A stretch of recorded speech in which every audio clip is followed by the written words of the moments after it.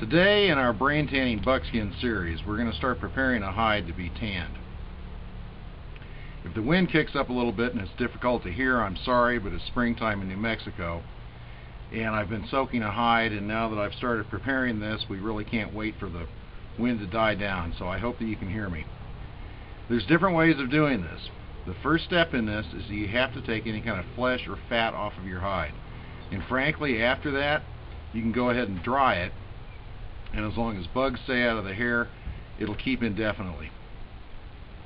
You can string a hide up on a frame and flesh it with a traditional fleshing tool like this, or in some cases without a frame, they were staked out on the ground, and basically with a little blade in there, which in the Paleolithic days would have been a piece of flint, this is a sharpened piece of file, and the flesh is just scraped off like this.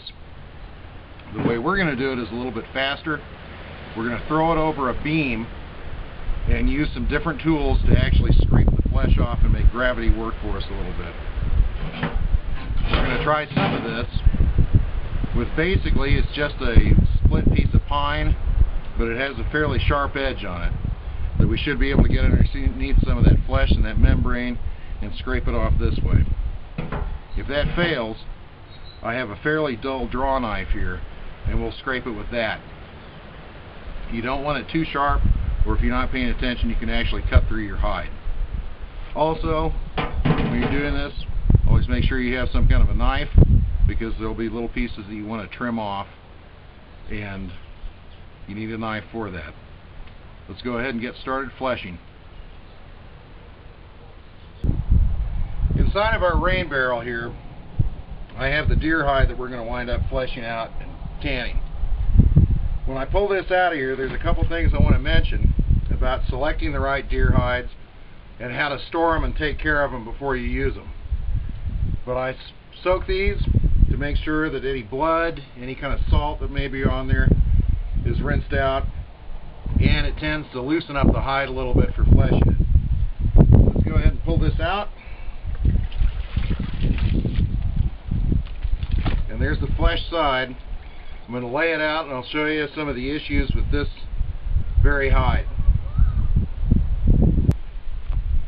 This is our green hide, and what we're going to wind up doing is scraping off some of this flesh, the fat, and as much of the membrane as we can get off of there. With this hide, I ordered it from a hide supplier, and they had salted the hide, which is one decent way of preserving them as long as the weather stays cool. And I've dealt with salted hides before. The faster you get to them, the better. This one had actually been left around a little bit too long, and if you see the back here, that we're going to wind up dehairing, because with brain tan you always have to take off the hair. But even at that, you'll notice that some of the hair is already beginning to slip. For our purposes, this shouldn't matter, but it's a sign that the hide hasn't been taken as well of care of as it could have been. My suggestion, as soon as you get a deer hide, whether it's from a supplier, from a friend, or you shoot the thing yourself and clean it, freeze it, can it immediately if possible, or at least flesh it, because once they're fleshed and dried, as long as bugs stay out of them, they'll keep virtually forever. My suggestion, though, if you can't do that, is to freeze them. Salting is a third option, but overall I think that it kind of affects the hide poorly. and I think that just overall it works better freezing them if you have the freezer space. Also, with selecting these, if you're buying them or even picking them out, you want to make sure that they don't have any kind of scoring marks, which is basically slashes across this from when it's been skinned, or cuts in it from when it's been skinned. With the exception of the way that the hair has been taken care of, this hide is in really good shape. It only has the 2 bullet holes right through here, and they all have bullet holes unless they died of a heart attack. So let's go ahead and start fleshing it. This is called a fleshing beam. Basically all that it is an old post or a log that I have leaning up against this tree for support. You can use 2x4s. Some people make fancy ones that'll stand separately that have a leg that stick out of the bottom. I've seen some people use PVC pipe for them. This seems to work fine though. Lay your hide over it. You'll either want to start at the neck or at the tail. This is the tail. Towards the neck. And to brace it, lift it up and let its own weight hold it in place against the tree. Here's this little piece of pine that I had used earlier. And the bottom line, you want to start getting up underneath some of that fat. Separate it and just keep scraping it towards you. This is what we're trying to get off.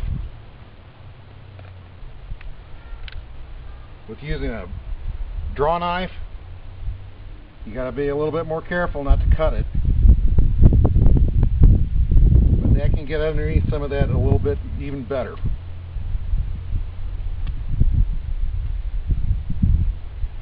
Another advantage of using a beam is that I think that you can get out onto the edges a little bit better. I'll show you a close-up. Make sure you can see what I'm doing.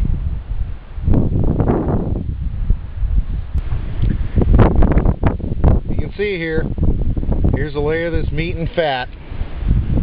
My draw knife. I'm going to start getting underneath it right there.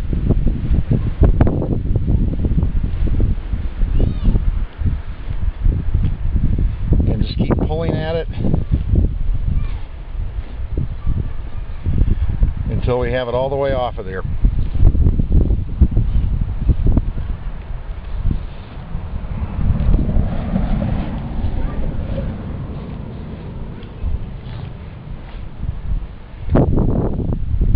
And you need to keep cleaning your tools off. It's a messy job. When you've gotten through one area, just pull it over a little bit on your beam.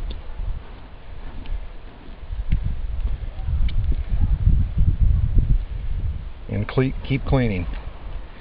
Once you've finished every area that you can from where it's braced, just turn it around and start working it from a different angle until all of this is cleaned off.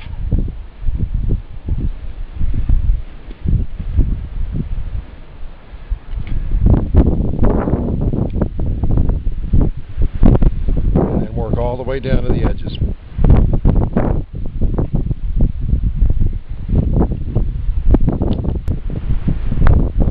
Here's our hide with most of the flesh off. My advice is that if you plan to dry it and keep it till later, then when it's clean it out, dry it in the shade. If you put this out in the sun, you can see even on this, there's little bits and pieces of fat still left on there. And if it gets too hot, that'll actually melt into the hide and you won't know it until you're finishing tanning. And it's called a grease burn.